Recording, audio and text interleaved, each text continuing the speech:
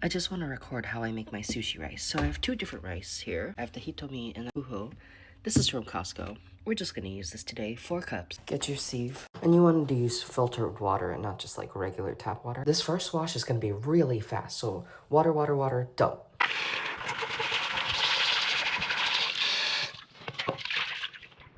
You want to get all of the impurities out as fast as possible. You can wash again, but a little more relaxed.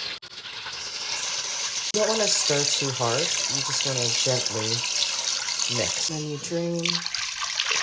And then you rinse and repeat, literally. Some people like to do it 2 times. Some people like to do it 5 times.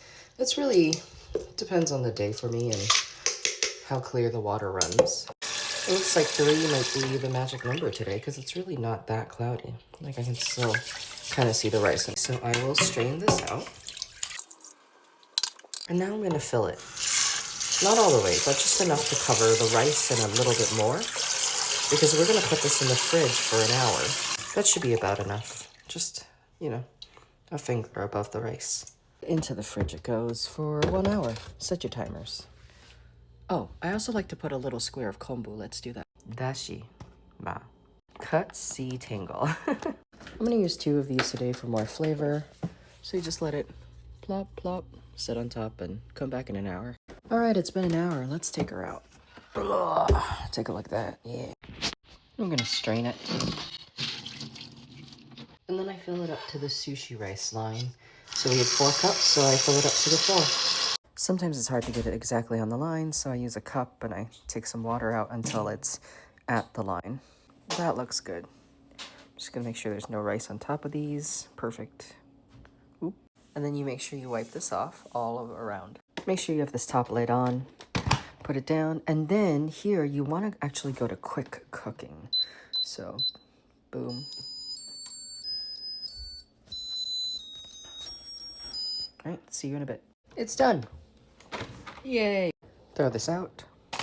I bring this over to my station. I turn the fan on, usually to speed 2. And then I fluff up the rice, so I just very gently do little cuts. So it should be around 2 to 3 tablespoons of rice vinegar. I just use the seasoned gourmet. But I don't measure. I just do a little drizzle, tiny drizzle, back and forth, and then I slowly coat. And I just do that by gently making sure all of the grains, and then I fold over, and again, just cut, cut, cut, a little fold over, more cut, cut, cut, and then I add more until I see, you see how some of those are glistening down there? Like that's more glistening, and you can see that those are more dry. So you don't want to overcoat it. You want to be just enough that it's glistening, but not that it's wet. I also sometimes will tilt it and then mix that.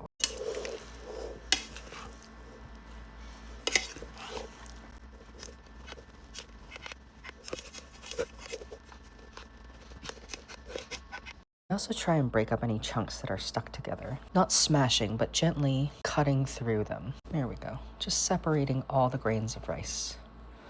This still looks some dry, some wet, so let's do a little zigzag pattern. Not too much. Take a tiny taste. Make sure it's seasoned to your liking.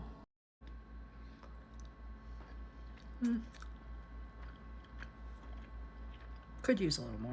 Always add a little bit at a time. You can't take it out once you've added too much. If I want a little more, again, just a very, very slow, tiny drizzle. And that's it. You don't want to just...